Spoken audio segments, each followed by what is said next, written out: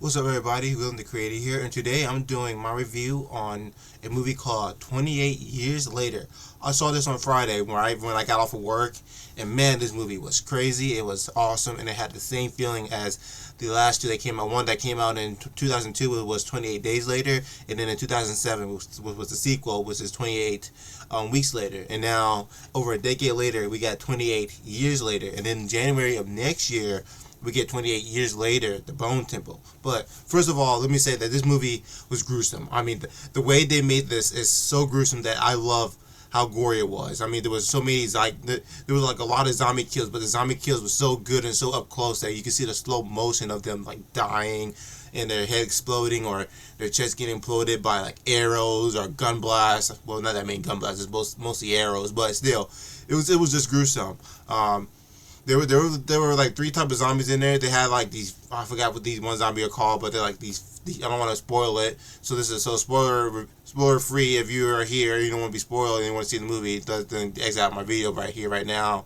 But if you don't care about the spoilers, I'm gonna say right now that there is three types of zombies. One of the zombies is like a fat zombie that crawls on the ground and stuff. They couldn't get up, which was pretty disgusting. And they eat worms instead of people, but I mean, I haven't seen any of the people yet, but they haven't showed them to eat them yet. But, so maybe in a sequel they probably will do that.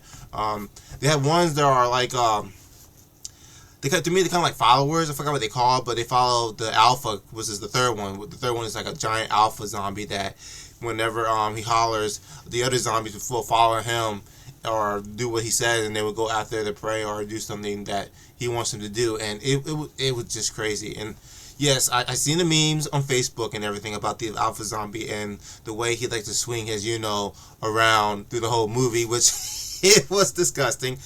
Don't get me wrong, it was disgusting. But from what Danny Boyle, the guy who directed the movie, said, and Alex Garland, who wrote the script and helped produce it, they both said that they used prosthetics for the nudity. So basically, it was not actual acted nudity; it was just prosthetics they used. Which I don't know if I can trust it or not, but I can trust. I don't know. I don't care. The movie was good, even with the nudity. It was still good. The plot, it was interesting. I mean, it was just about mostly about the boy, where he has his family, where his mom has some type of sickness that we don't know. His father, who I guess is tired that he can do anything with his wife, is kind of like cheating on her, and then kind of have this temper anger management problem or some shit.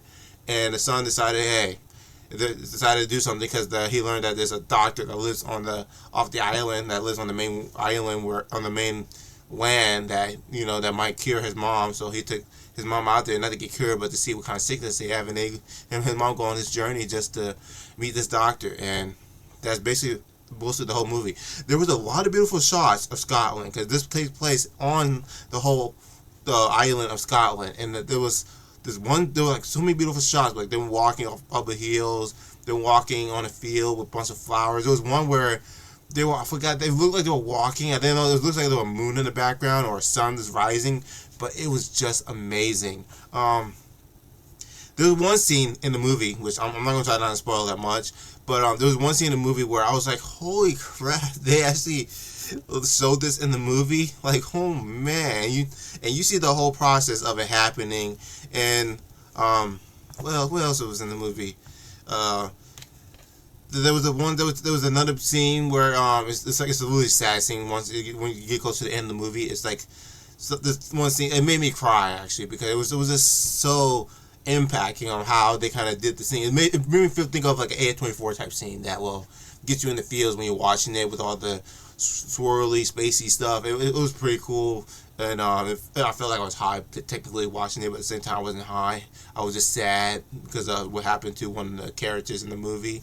And then and yes, I know a lot of people complain how it ended. I don't care how it ended because they ended to where it leads into the next movie, but at the same time, the way it ended, it shows you, hey, this thing that happened at the end of the movie was something that happened in the beginning of the movie. So it was just showing you a loop of 360 where we saw the introduction of these characters, then title screen, new characters, And then the ending goes straight back to these characters, and now these characters are finally coming in, and then that's how it's gonna lead into the sequel. So that's technically how they did the movie, which I know a lot of people don't like that, but I don't know why they did that. And I guess the way it ended was weird because it kind of ended on like a woof, like whoa. So nothing else.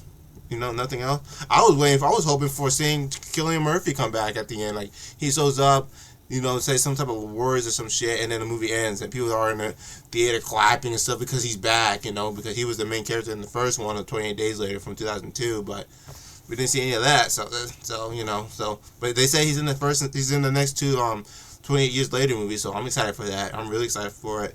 I'm going to give this a 10 out of 10. Well, actually, I give it a 9.5 out of 10. I'm not giving it a 10 out of 10. I don't want to give it a perfect score. I'm giving it a 9.5 out of 10. I enjoyed the movie. It was really good, but, like I said, the only thing that I have complaints about is, I wish they showed more zombies. There were zombies in the movie. There were a lot of zombies. More of the alpha male, more of the swinging wiener everywhere in your face and shit. But other than that, it was still a good movie. I want a more different type of version of zombie. I bet you there are more different zombies out on that quarantine land of Scotland. There's more out there. Like, so there might be one that combined with the trees. It could be one that that's probably in the dirt you don't even know, and when you walk above the dirt, it will grab your feet and drug you down and starts eating on you. There could be one that's like all like a skeleton. It's like a half meated, half skeleton one, just running. All you see is the meat hanging off of it, and almost like turn to there could be many different types of zombies in this movie, but hey, they had 3 different types. It's cool. I'm fine with it.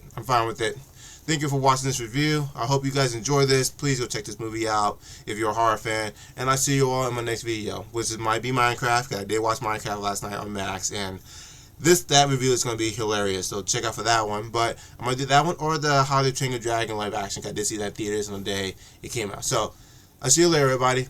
Goodbye.